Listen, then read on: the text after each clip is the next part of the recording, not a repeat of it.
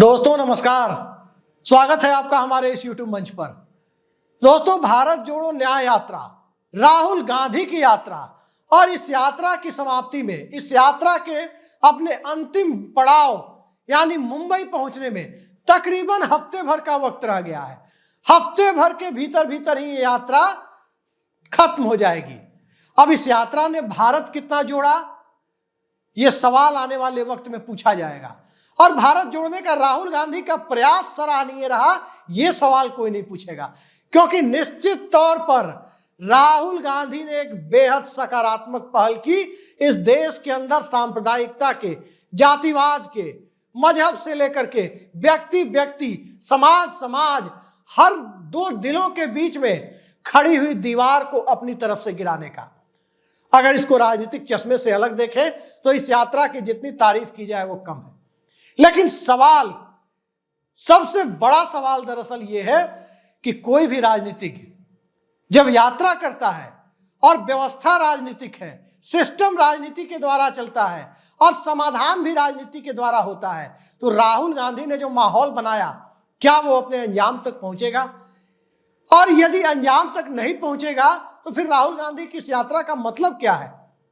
दरअसल बड़ा सवाल यह है कि आज की तारीख में कांग्रेस पार्टी आगामी लोकसभा चुनाव में मौजूदा परिवेश को बदलने के लिए किस तरह से काम करती हुई दिखाई दे रही है। राहुल गांधी कोशिशें कर रहे हैं, उनकी कोशिशों पर रत्ती भर भी संदेह नहीं किया जा सकता। मल्लिकार्जुन खड़गे कांग्रेस को दिशा देने की कोशिश कर रहे हैं, उनकी कोशिशों पर भी रंच मात्र भी संदेह नहीं किया जा सकता। लेकिन क्या कांग्रेस पार्टी यह कोशिश कर रही है? और क्या कांग्रेस पार्टी राहुल गांधी और मल्लिकार्जुन खड़गे के साथ कदमताल करने के लिए तैयार है? क्या कांग्रेस पार्टी इंडिया गठबंधन में ममता बनर्जी और अरविंद केजरीवाल की मल्लिकार्जुन खड़गे के रूप में देश को पहला दलित प्रधानमंत्री दिलाने की नीति की ओर अग्रसर बढ़ती हुई दिखाई दे रही है? निश्चित तौर पर इस सवाल का जो जवाब है, हमारे बहुत सारे दर्शकों को उससे निराशा हाथ लगेगी। और बहुत साफ गोई के साथ इस बात को कहा जाए तो साफ दिखाई देता है कि कांग्रेस पार्टी का संगठन, कांग्रेस पार्टी के नेता राहुल गांधी और मल्लिकार्जुन खड़गे के एजेंडे के साथ कदमताल करता हुआ नहीं दिख रहा है। अब दिक्कत राहुल गांधी में है, दिक्कत मल्लिकार्जुन खड़गे में है, दिक्कत संगठन में है, दिक्कत कार्यकर्ताओं में है, दिक्कत प्रदेश और जिला इकाइयों में है। आखिर दिक्कत कहां है? या दिक्कत सीडब्ल्यूसी में है? दिक्कत कहीं भी हो, लेकिन चुनाव का नतीजा उन दिक्कतों से प्रभावित होना है। तमाम मेहनत को अंजाम तक ले जाने की जिम्मेदारी भी दिक्कतों से पार पाने के बाद ही है।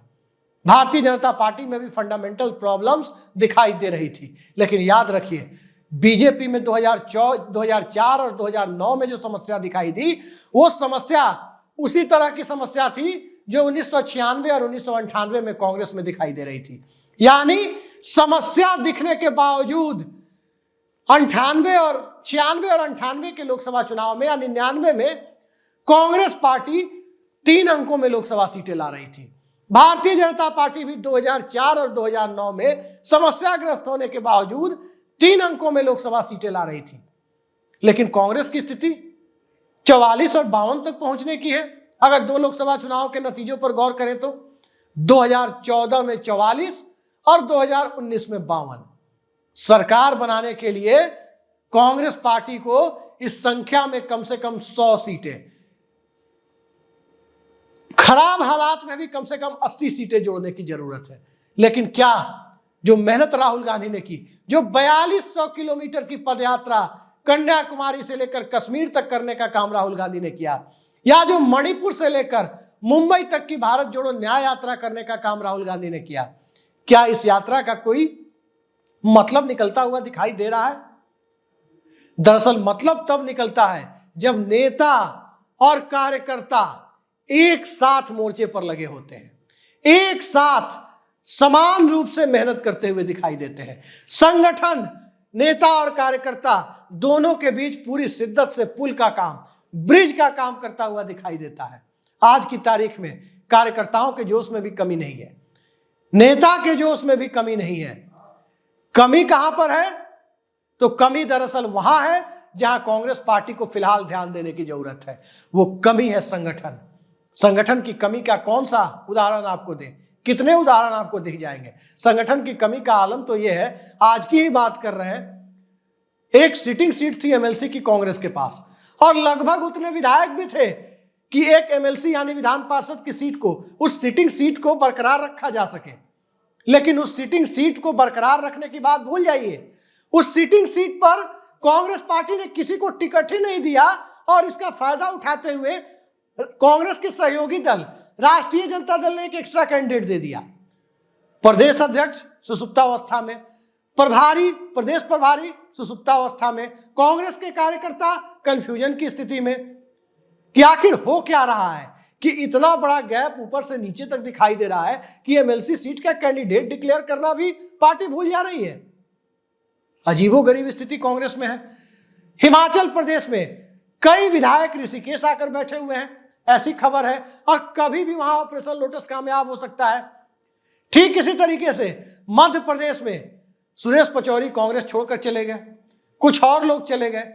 वैसे छोड़कर जाने वाले को कोई रोक नहीं सकता, लेकिन सवाल यह है कि कांग्रेस पार्टी ने छोड़कर जाने वाले लोगों को रोकने के लिए कांग्रेस के संगठन ने पार्टी के शीर्ष नेतृत्व यानी राहुल गांधी और मल्लिकार्जुन खड़गे और इसके साथ साथ जो जमीनी स्तर के कार्यकर्ता हैं, कार्यकर्ता और नेतृत्व के बीच एक गैप को कम करने के लिए क्या कांग्रेस ने अपनी तरफ से भूमिका निभाई?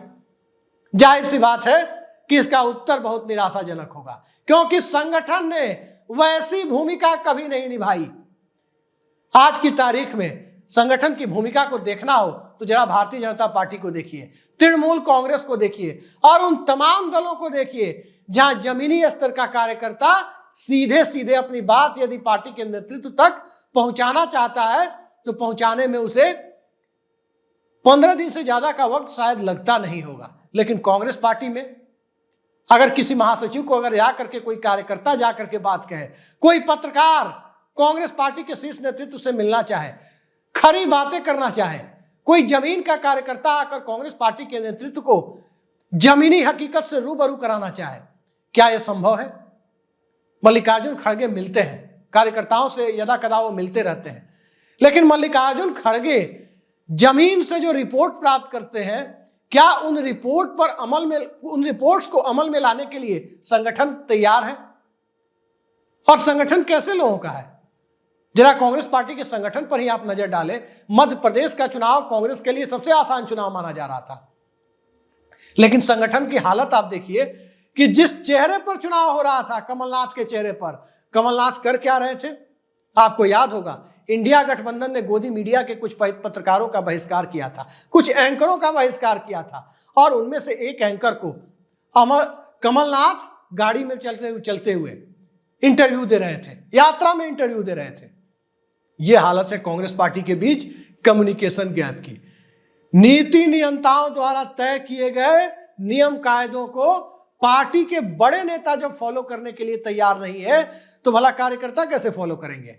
और जब टिकट बंटवारा होता है, गठबंधन के तहत जब सीट सिलेक्शन होता है, तब कांग्रेस पार्टी प्रदेश प्रभारी हो या प्रदेश अध्यक्ष हो, उस राज्य के ताकतवर दल के सामने असर्ट करने की स्थिति में नहीं है। तमिलनाडु का उदाहरण अपवाद है, लेकिन जरा बात करें उत्तर प्रदेश की, क्या कांग्रेस पार्टी को वो सारी सीटें मिली है या उनमें से आधी सीटें भी मिली है जहां कांग्रेस पार्टी भारतीय जनता पार्टी के सामने सपा की तुलना में मजबूत चुनौती पेश कर सकती हो? क्या बिहार में वो सीटें मिलने जा रही है कांग्रेस पार्टी को जहां सब राजद की तुलना में कांग्रेस पार्टी राजद के सहयोग से, लालू यादव और तेजस्वी यादव के सहयोग से कांग्रेस पार्टी आरजेडी की तुलना में बीजेपी के सामने ज्यादा मजबूती से लड़ाई लड़ सकती है? वहां के सामाजिक समीकरणों को देखते हुए जाहिर सी बात है ऐसा नहीं हो रहा है। और इसके पीछे कारण क्या है? दो कारण है। एक, प्रदेश अध्यक्ष और वार्ताकार जो भी हो, वो प्रदेश अध्यक्ष भी हो सकते हैं, वो दूसरे भी हो सकते हैं, वो प्रभारी भी हो सकते हैं, दूसरे भी हो सकते हैं। प्रदेश अध्यक्ष या वार्ताकार या प्रभारी जो भी गठबंधन के लिए जिस राज्य में वार्ता कर रहे हैं, या तो उन्हें जमीनी हकीकत की जानकारी नहीं है या फिर उनकी सीधी भूमिका उस राज्य के ताकतवर क्षेत्रीय दल जिसके साथ गठबंधन हो रहा है उसके नेतृत्व की नजरों में चढ़े रहने का है।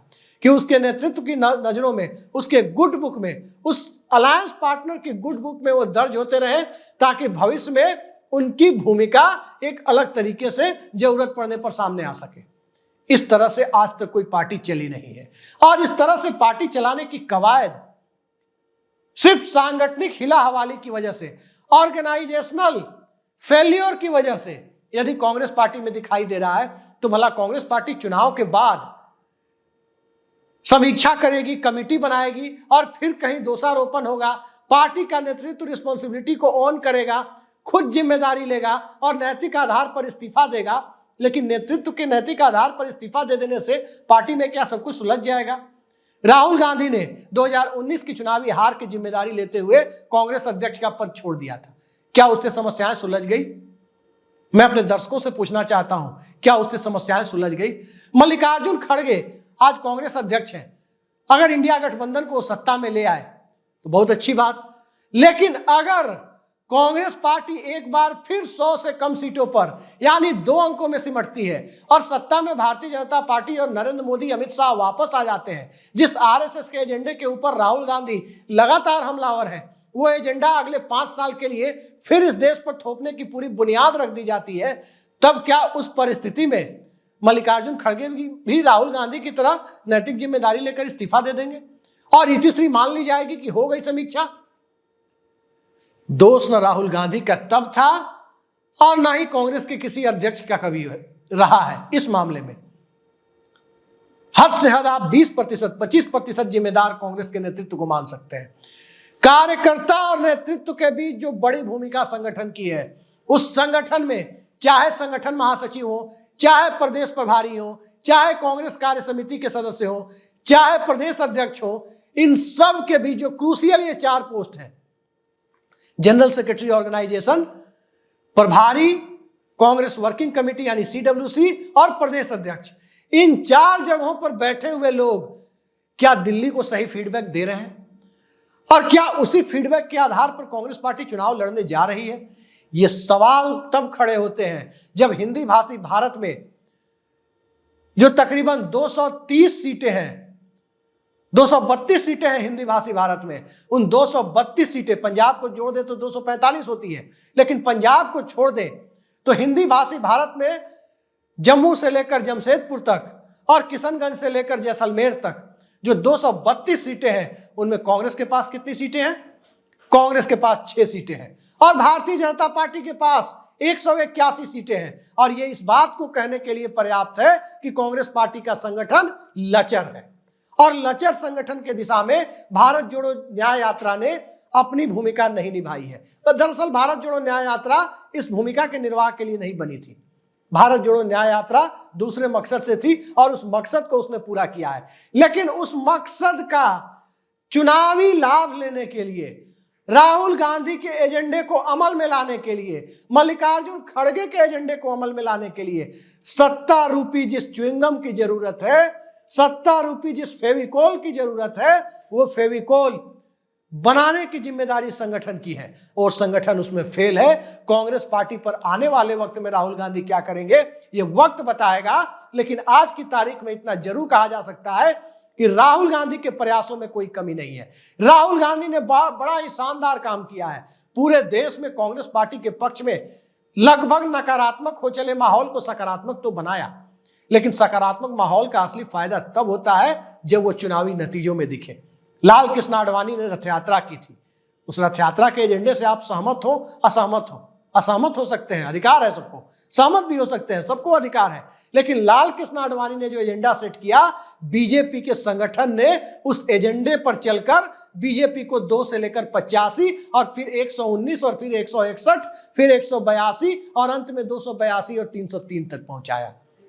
आज की तारीख में 2 से 85 बीजेपी तो पहुंच गई थी, लेकिन क्या 44 से 144 तक, 52 से 152 तक कांग्रेस पार्टी को पहुंचा सकने लायक राहुल गांधी की यात्रा के बावजूद संगठन बना पाया है? सीधा जवाब है कि नहीं बना पाया है। और इंडिया गठबंधन में क्षेत्रीय दल जिस मजबूती से काम कर रहे हैं, कांग्रेस पार्टी को याद रखिए, कांग्रेस पार्टी ने यदि 3 अंकों का आंकड़ा नहीं छुआ तो नरेंद्र मोदी सरकार को हटाने की बात सोचना भी मौजूदा दौर में एक बेबुनियाद बातें होंगी।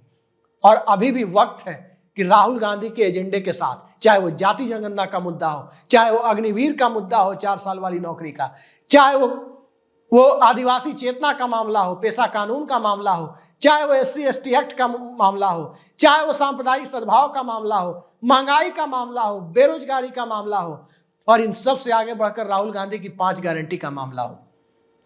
लाख रुपए देने के बाद हर शिक्षित बेरोजगार को, हर डिग्री डिप्लोमाधारी नौजवान को राहुल गांधी ने कही। इस बात को कहे हुए 48 घंटे के करीब बीतने जा रहे हैं। 48 घंटे में यही बात अगर किसी दूसरी पार्टी के नेता ने कही होती, गांव-गांव तक जमीन पर, चौपाल पर उसकी चर्चा हो रही होती। लेकिन राहुल गांधी ने कहा कहीं कोई चर्चा नहीं है। दोष किसका है?